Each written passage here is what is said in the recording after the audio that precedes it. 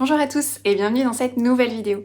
Aujourd'hui, on se retrouve pour un thème un petit peu particulier qui est quelles sont les 10 plantes que je garderai entre toutes. Dans le cas où je devais déménager dans tout petit, ce que je ne me souhaite pas, ou dans le cas où, ce qui pourrait arriver, un jour je n'aurais plus le temps ou plus l'envie de m'occuper de 80 plantes et que je devais restreindre très fortement ma collection, je me suis posé la question lesquelles je garderai absolument. Et ça revient en quelque sorte à se demander quelles sont mes 10 plantes préférées de tous les temps. Ce qui serait super intéressant avant de commencer, c'est que vous commenciez déjà à vous noter dans les commentaires quelles sont à votre avis les 10 plantes dont je vais parler pour savoir si vous avez déjà une petite idée de quelles sont vraiment mes plantes préférées. Et ensuite, je vous invite donc à vérifier si vos réponses étaient justes et me dire vous quelles seraient les 10 plantes que vous garderiez entre toutes.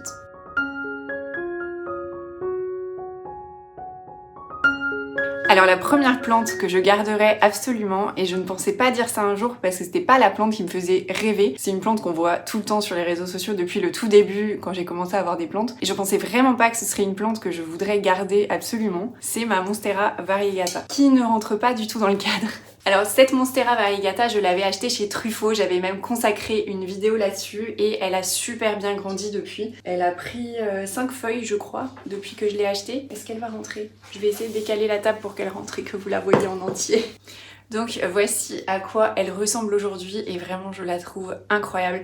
Et c'est pour ça que je voudrais absolument la garder parce que je trouve qu'elle a des variégations parfaites. Je la trouve super simple d'entretien. En tout cas personnellement chez moi j'ai vraiment aucun problème. Je l'ai exposée sud-ouest. Elle fait une feuille par mois à peu près. Je l'ai achetée en janvier. Donc je crois que elle avait que les feuilles qui sont en bas. Je me souviens plus. Il faudrait regarder la vidéo que j'avais fait justement sur le sujet de cette plante. Donc je l'ai tutorée. J'avais mis un premier tuteur qui est rapidement devenu trop petit. Donc je lui en ai mis un plus grand, sauf que là il est de nouveau trop petit. Voilà, donc cette plante je voudrais absolument la garder, je trouve qu'elle a un côté décoratif incroyable. Elle ne brunit pas chez moi, elle est super simple. Alors les dernières feuilles sont pas forcément plus grosses que les premières. Il y a peut-être quelque chose que je devrais faire que je ne fais pas, je ne sais pas. Mais elle continue à grandir, elle continue à faire des variégations superbes, elle est incroyable. Je la garderai, assurément. Ensuite, une autre plante que je garderai, je suis certaine que vous aviez déjà tous deviné, c'est évidemment ma Calathea White Fusion. Alors j'en ai deux, j'ai cette petite là et j'en ai une bien plus grosse. Mais je garderai celle-ci parce que c'est celle que j'ai depuis 2 ans, donc c'est vraiment la plante dont je me suis occupée depuis le début, que j'en a vécu des choses où elle a été quasiment rasée, puis elle a repoussé, puis elle a recommencé à dépérir, puis elle a repoussé et franchement aujourd'hui ça va, elle va plutôt pas mal.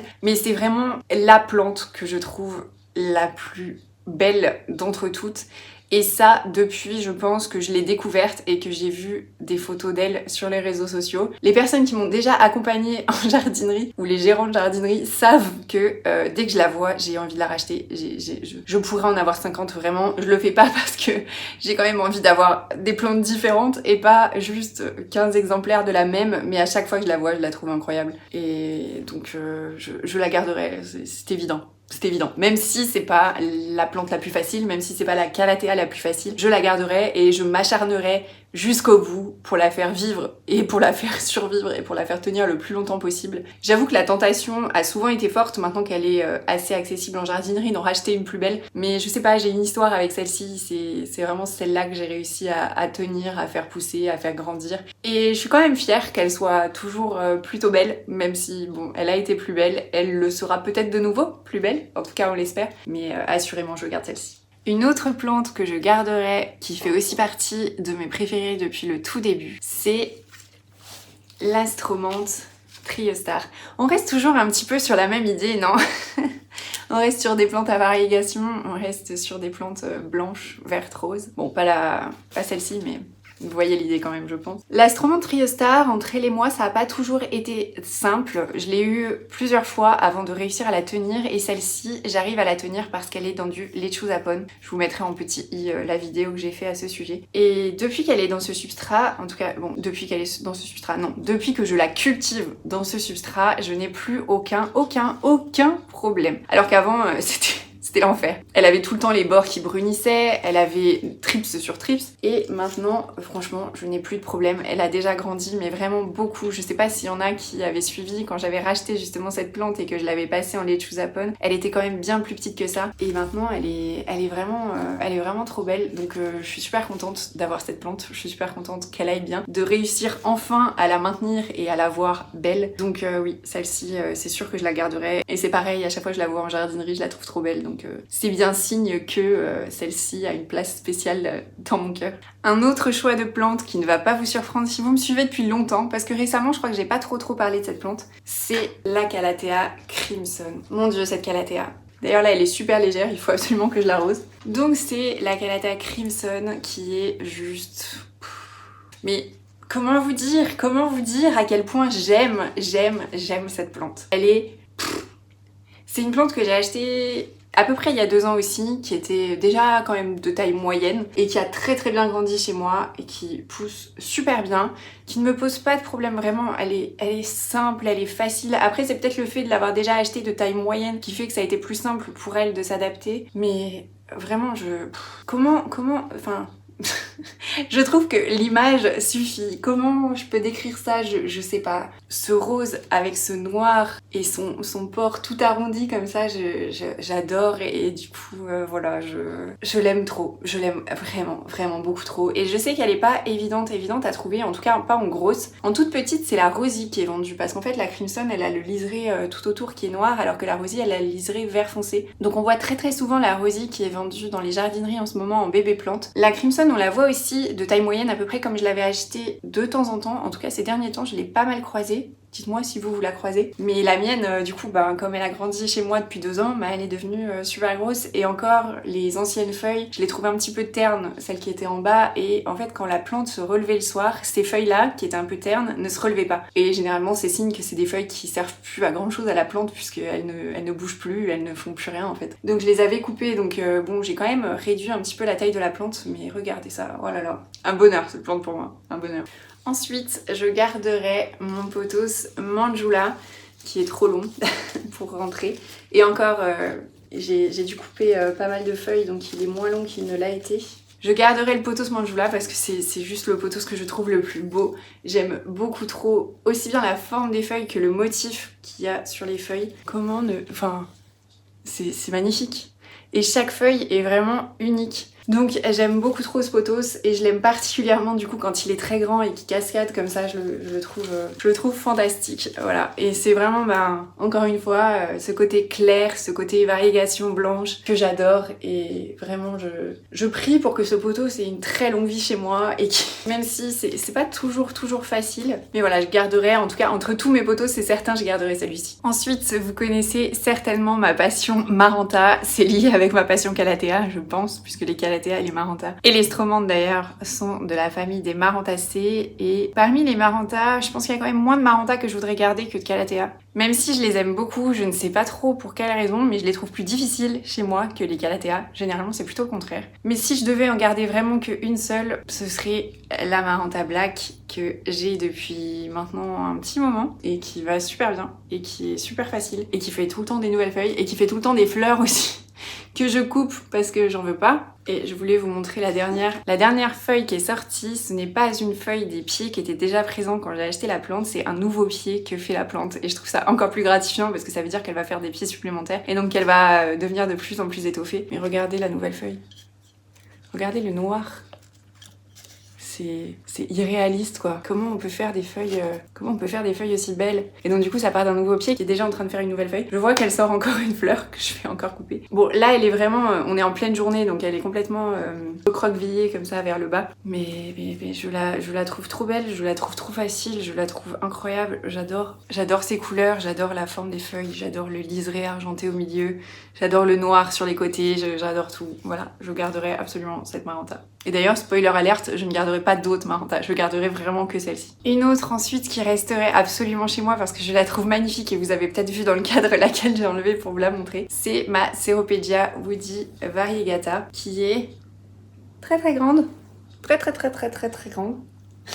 Je l'ai eu assez petite, je l'avais payée cher parce que c'était un moment où elle était pas trop commune et où on la trouvait pas trop en jardinerie. Alors je l'avais achetée en jardinerie mais c'était vraiment la première fois que je la voyais. Il y a eu un moment assez récemment où elle allait pas très bien et je m'étais un peu inquiétée parce qu'elle perdait vraiment beaucoup de feuilles. Donc je l'avais rempotée en plein hiver, ce qui était peut-être pas la meilleure chose à faire mais en tout cas ça a fonctionné parce qu'elle refait plein de petites feuilles comme ça à la base et elle en refait en fait tout le long de la plante. Toutes les feuilles que vous voyez qui sont assez claires, là on en voit pas mal derrière aussi. Tout ça, c'est des nouvelles pousses. Donc elle se réétoffe vraiment. Je pense qu'elle a récupéré toutes les feuilles qui sont tombées cet hiver. Donc je suis vraiment contente. Et sur l'étagère, ça fait vraiment un côté déco que je trouve sublime. Et voilà, c'est vraiment pour le côté déco, pour le côté facilité. Même si cet hiver, elle m'a posé problème. Mais avant, elle m'avait jamais posé de problème. Voilà, on peut peut-être en conclure que c'était à cause de l'hiver, du manque de luminosité. Et pourtant, la mienne, du coup, elle est pas tellement à la lumière que ça. Elle est à, je pense, plus de 2 mètres de la fenêtre qui est exposée nord-ouest. Donc c'est pas du tout l'exposition idéale pour ce type de plante et pourtant ça lui convient bien. Donc je la trouve facile, je la trouve belle, j'adore ses couleurs, j'adore sa façon de pousser, j'adore le côté déco,